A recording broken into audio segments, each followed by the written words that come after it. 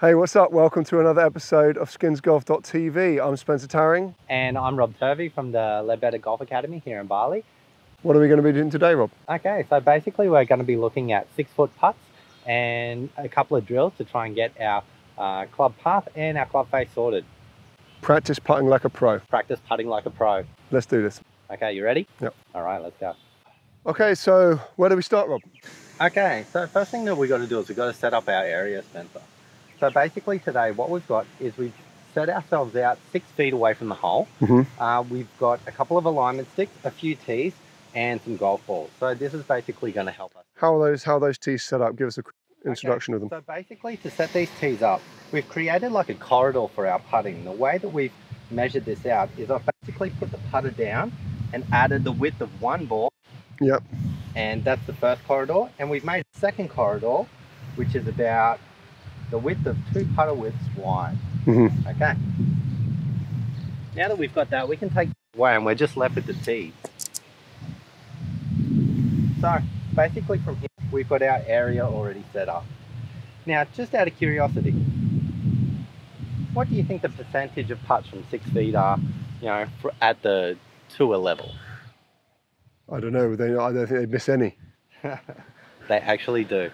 So a lot of people, they do themselves an injustice. They think that they're supposed to hole every one. Yeah. But even at tour level, they do have a fair miss rate in this area. It's about 90% for 6 feet.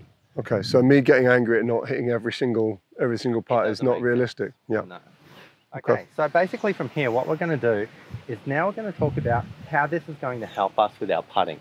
Now, I'll take this ball out. The reason why we're going to place the ball directly in the center right here is that when we take our setup, for us to have a good stroke, it goes back and through, and we're going to miss those tees. If we take this putter back and it actually strikes either one of the tees, that means that our stroke is actually not moving towards the hole. So that's the first problem that we're solving here. We're solving that putter stroke. Yep. Now, the second part that we do is as we've now got this stroke sorted, if the stroke is correct but the ball misses the hole, then that obviously means that our putter face is not pointing towards the hole. Yep. So these are basically the 2 elements that this drill is going to help us with. Okay. And to start it at 6 feet, this makes it very simple. We don't have to think about speed yet, and because we've already lined this up, then we don't have to think about alignment yet. Okay. Okay. All right. So should we see how many I miss from this distance? All right. You ready to go? I'm ready to go. Okay. Is that ball in the right place? That ball is smack in the center. Okay. On the camera, I get pretty nervous, so. Not bad. Not bad. A lip.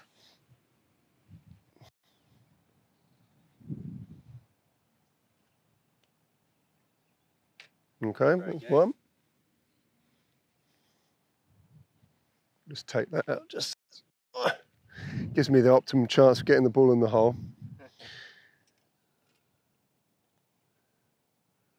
Okay. Excellent. I quite like having these down. It gives me a nice little. Okay, so I missed 50%.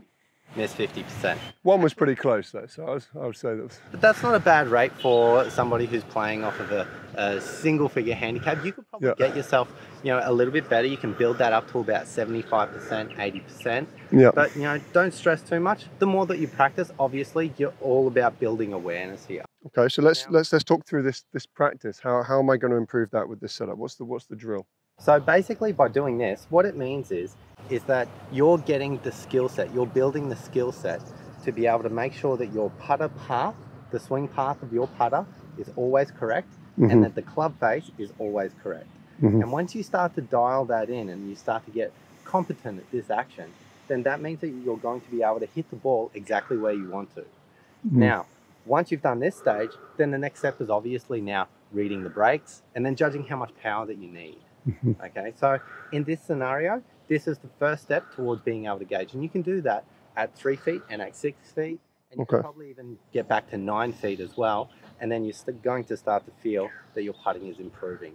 So when I'm practicing, what should I be aiming for to know, okay, I'm getting better at this. Now I can move on to maybe considering a slightly longer putt, controlling the power and looking at different practices? What's that? This is a great moment? time for then, once you start doing this drill, to start setting goals for yourself. Yeah. Now, if you start reaching those goals, like for example, if we sat here with 10 golf balls right now, Yeah. you could say to yourself, I want to get 8 out of 10 of these golf balls into the hole. Yeah. And if you get those 8 out of 10 golf balls, then you can move back one step. Yeah.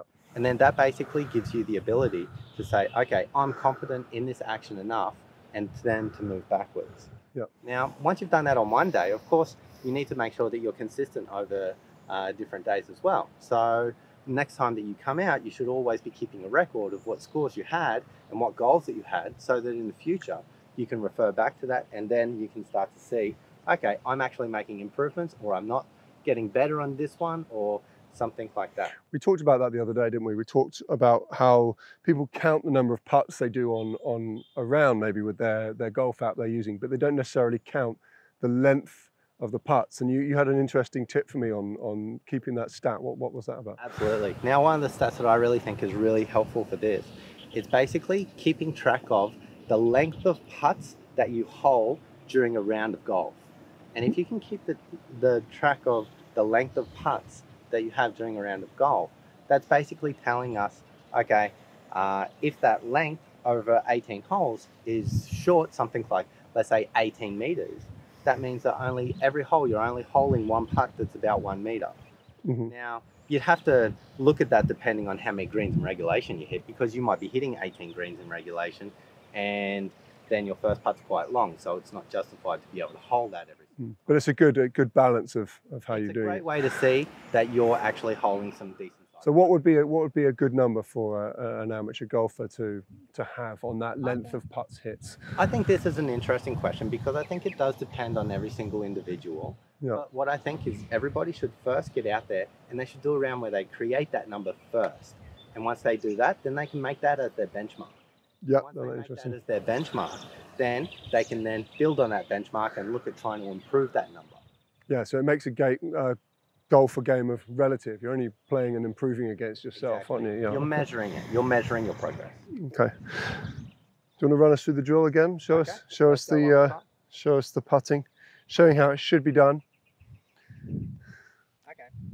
Okay. So talk me through this then.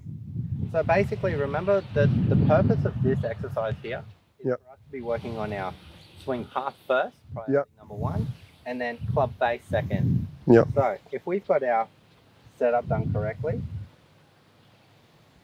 you putt through this area, and if the putter face is square, the ball will go in. Yep.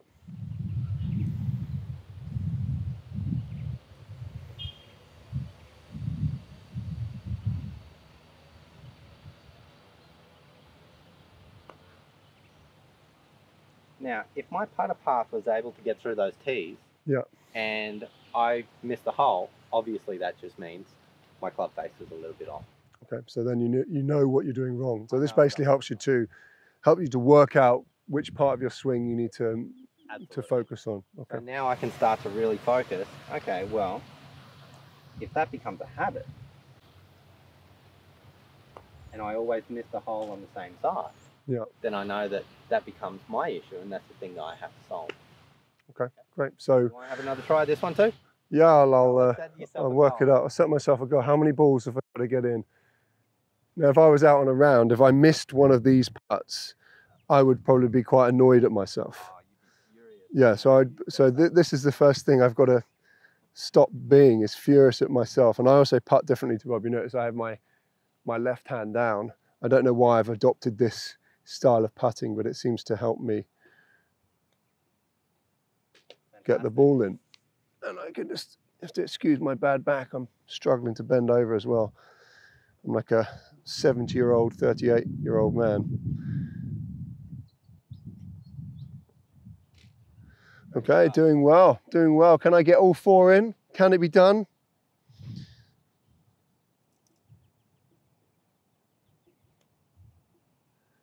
Three out of four. It could be a winner.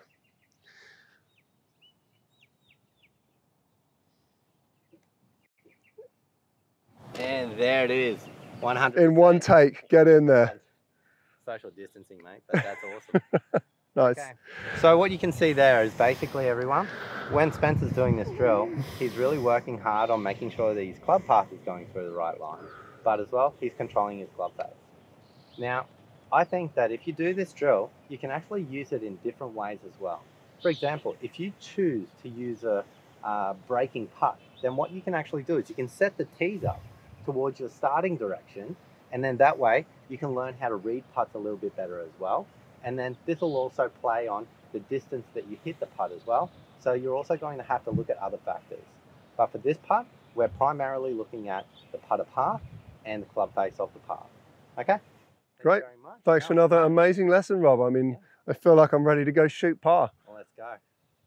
Thanks again. Golf Thanks Skins TV. Skins Golf TV. Skins Golf. Same thing. Skins Golf TV. Good.